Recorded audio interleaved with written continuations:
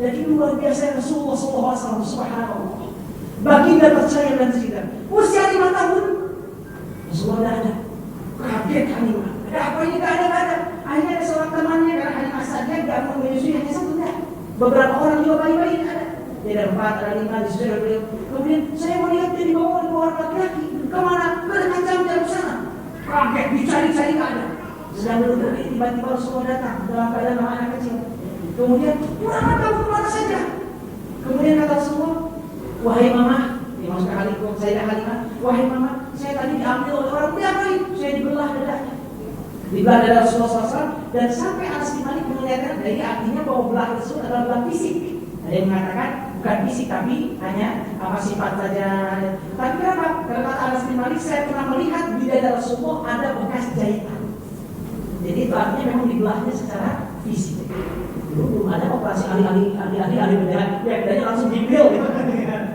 Dan itu dengan air zam-zam. Ini yang pertama. Yang kedua, sebelum berangkat ke Israel belum dibersihkan, dikeluarkan kotorannya bagus, dicuci dengan air zam-zam. Luar biasa air zam-zam. Kalau ibu-ibu umroh, biarkan nggak membeli kurma, biarkan nggak membeli baju, kebin daun, nggak usah apa-apa. Nggak mau beli tas, nggak mau beli sepatu, nggak mau beli segala, asal nggak tinggal kurma, zam-zam. Dari kebahagiaan zam-zam itu lewat dari timbangan. Luar biasa ini negara zam-zam. Kecuali kalau namanya mesti kalau bindau, kalau bindau ditimbang. Dan ada kan ditimbang tapi mahal pakai baju itu. Jadi kalau saat ini mau dari Indonesia ke Indonesia, jadi pengalaman saya berkata berubah atau tidak, itu zam-zam tidak timbang sekali buat 10 kilo. Biarkan dia. Hormat ke zam-zam. Kalau 100 kilo dari repot dari kebanyakan. Lalu semua dicuci. Setelah dibersihkan kotorannya, kemudian berangkatlah ke Israel. Kami di Israel jadi. Lalu apa maksudnya agar dia berbahagia dan itu? Ini artinya Rasulullah mau Israel itu menuju Allah, mau menerima sholat.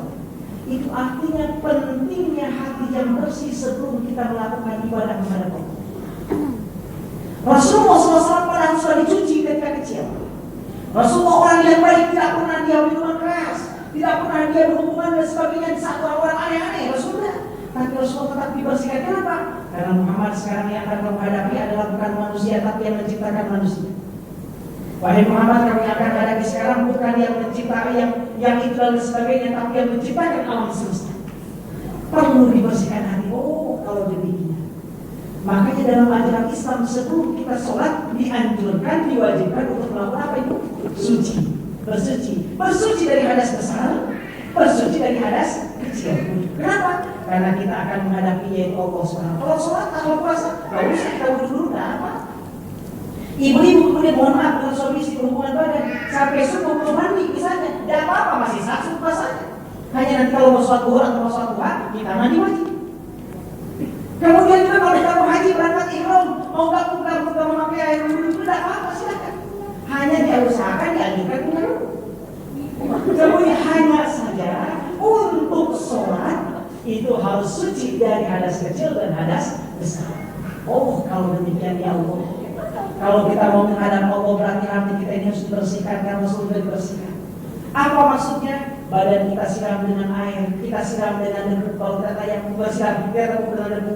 Kemudian juga apa? Hati juga kita bersihkan.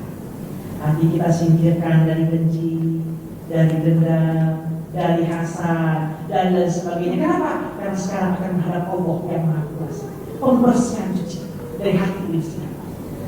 Lalu hadirin yang berbahagia yang terakhir, pelajaran yang terakhir dari Sholat Mi'raj adalah tentang hasil dari sholat, yaitu hasil dari Sholat Mi'raj yaitu sholat.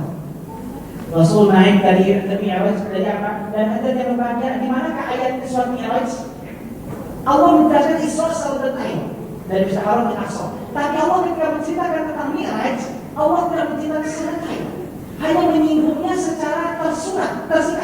Dalam surat apa? An-Najm ayat 14 sampai 18. Jadi Allah mengatakan afatunalun kemudian wala qad ra'ahu nazlatan ukhra inda sidratil muntaha indaha jannatul ma'wa id yaksha sidrata ma yaksha dan seterusnya.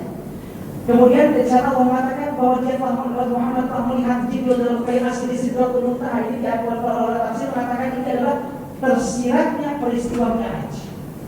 Rasul naik ke langit, temui Adam, temui Nabi Isa, Nabi Yusuf, Nabi Ibrahim, semuanya di langit ke-6 Nabi Musa, ke-5 di langit ke-7 Nabi Ibrahim, ke-6 Nabi Musa. Kemudian setelah itu kata Jibril, Muhammad, mohon maaf, saya sekarang hanya sampai di sini saja. Kamu naik ke atas, saya tidak bisa lagi.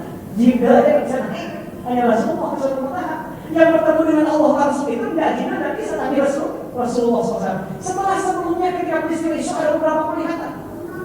Rasulullah SAW ini gambar dunia, gambar kepada kita. Ketika Rasulullah SAW berjalan dengan Jibril, Rasulullah melihat apa?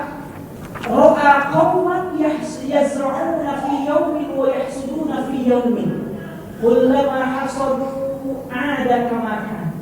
Rasulullah melihat ada sekelompok kaum yang hari ini menanam, besoknya sudah bisa dituai hasil.